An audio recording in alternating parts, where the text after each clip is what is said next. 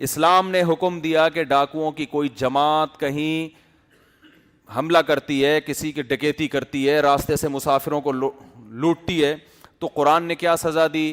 انما جزاء الذین یحاربون اللہ ورسولہ ویسعون فی الارض فسادا ان یقتلوا او یصلبوا او تقطع ایدیہم وارجلہم من خلاف او ینفوا من الارض۔ 4 سزائیں اللہ نے ڈاکو کی بیان کی ہیں۔ ان یقتلوا، کو قتل کیا جائے، او یصلبوا، سولی پہ لٹکایا جائے، او تقطع ایدیہم وارجلہم من خلاف، دایاں ہاتھ اور بایاں پاؤں کاٹا جائے، او ینفوا من الارض، زمین سے محبوس قید کر دیا جائے۔ تو علماء کہتے ہیں چار درجات ہیں ڈاکو کے، 4 اسٹیپ ہیں۔ اگر کسی نے ڈکیتی کی اور ڈکیتی کے دوران ابھی نہ کسی بندے کو زخمی کیا، نہ کسی کو مارا، نہ کسی کی چوری کی، پولیس پہنچ گئی اور اریسٹ کر لیا ان کو، ابھی انہوں نے جرم کیا نہیں ہے، کرنے لگے تھے مگر کرنے سے پہلے پکڑے گئے،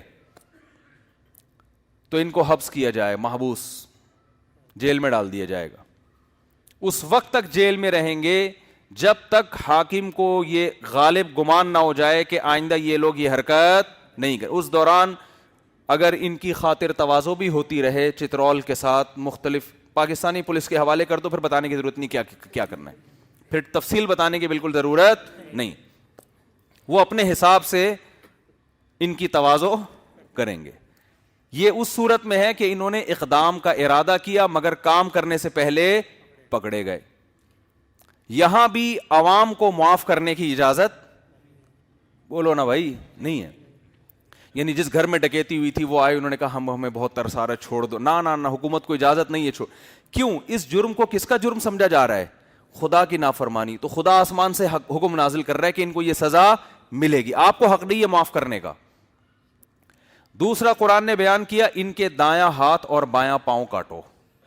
یہ اس صورت میں کہ جب انہوں نے مال لیا ہو، کسی کو قتل نہ کیا ہو۔ ایک بندے نے بھی لے لیا نا، 10 ڈاکو تھے، ایک نے مال لے لیا، 9 تماشا دیکھ رہے تھے، ہاتھ اور پاؤں 10 کے کٹیں گے۔ بات نہیں آ رہی سمجھ میں؟ یہاں بھی اشکال ہوتا ہے، بھائی انہوں نے تو صرف ابھی ایک موبائل ہی لے کے نکلے ہیں بھائی، موبائل کی قیمت کتنی ہوگی؟ لاکھ روپے ہوگی، 1.5 لاکھ روپے ہوگی، یا کسی خاتون کے بندے چھین کے بھاگ گئے، پولیس آئی اور بھاگ گئے، یا ویسے ہی ان کا ارادہ ہی اتنی ڈکیتی کا تھا، لاکٹ لے کے نکل گئے، وہ اس کی قیمت لاکھ ہوگی، 1.5 لاکھ ہوگی، اور ایک آدمی نے کیا ہے اور 10 کے 10 کا دایاں ہاتھ اور بایاں پاؤں کاٹا جا رہا ہے۔ ظاہر یہ بات عجیب سی لگتی ہے، بھائی کیوں؟ بھائی دنیا کا لاء تو یہی کہتا ہے نا بھائی، وہ کہیں گے یار 1 لاکھ کا موبائل لیا اور دایاں ہاتھ اور بایاں پاؤں آپ کاٹ رہے ہو ان کا، یہ کون سی عقل میں آنے والی بات ہے؟ لیکن قرآن کیا کہہ رہے ہیں؟ یہ لوگ زمین میں فساد مچا رہے ہیں، تو یہ اللہ اس کے رسول کے مجرم ہیں، یہ عوام کے مجرم نہیں ہے۔ خدا زمین میں فساد کو پسند نہیں کرتا ہے، کیوں کی یہ حرکت تم نے؟ اور 9 کو اس لیے ہاتھ پاؤں کٹے گا کہ بھائی ان کی مدد سے اس نے کیا یہ کام، اس میں طاقت پیدا ہوئی ہے، اور 9 کی وجہ سے کہ میرے ساتھ 9 بندے موجود ہیں۔ تو اب آپ بتاؤ، ہاتھ کروڑوں اربوں روپے کا، پاؤں کروڑوں اربوں روپے کا، تبھی تو غیر مسلموں کو اسلام کی سزاؤں پہ حیرانگی ہوتی، یار اتنی سخت سزائیں کیوں رکھی ہیں؟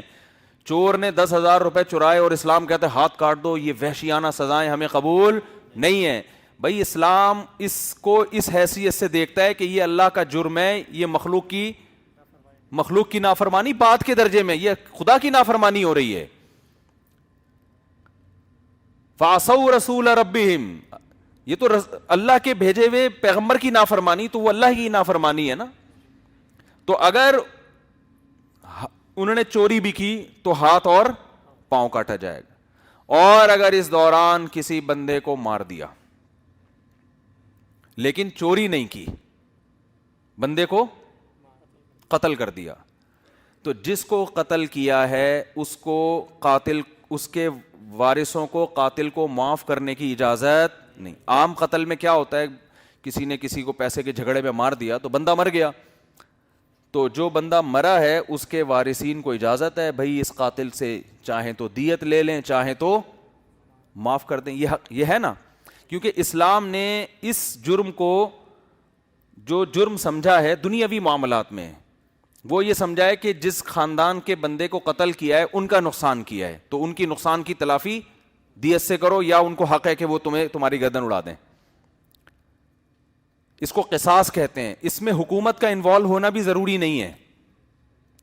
شرعی طور پر مسئلہ یہ ہے کہ اگر کسی شخص نے کسی کو قتل کیا تو جو مقتول ہے نا، جیسے ایک آدمی نے زید کو قتل کر دیا، بکر نے قتل کیا زید کو، تو زید کے بیٹے کو یہ حق حاصل ہے کہ وہ ان کے پیٹ میں مارا جائے اور اس طرح سے ان کو گھمایا جائے، عذاب دے دے کے ان کو جان نکالی جائے گی ان کی.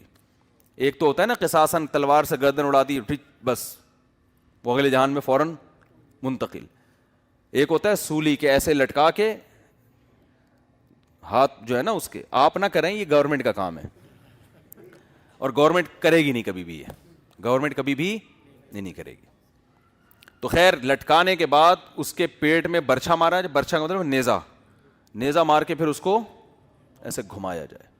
تو اللہ فرماتے ہیں یہ ان لوگوں کا بدلہ ہے جو زمین میں فساد مچاتے ہیں. تمام فقہا کا اتفاق ہے یہ سزا بطور حد کے دی جائے گی. حد کا مطلب اس میں عوام کو معاف کرنے کا حق یا گورنمنٹ کو معاف کرنے کا حق نہیں ہے، نہ کسی کی اپیل پر معافی ہوگی، کیونکہ اللہ کہتے ہیں یہ لوگ اللہ اس کے رسول سے جنگ لڑ رہے ہیں. رسول کا ذکر تو تبرکن کر دیا نا کہ گویا جو مجھ سے ہے تو گویا رسول سے بھی ہے، ورنہ حقیقت میں کس سے جنگ ہے؟ یہ اللہ سے جنگ ہے کہ اللہ زمین میں فساد کو پسند نہیں کرتا اور یہ کیا کر رہے ہیں؟ زمین میں فساد پھیلا رہے ہیں.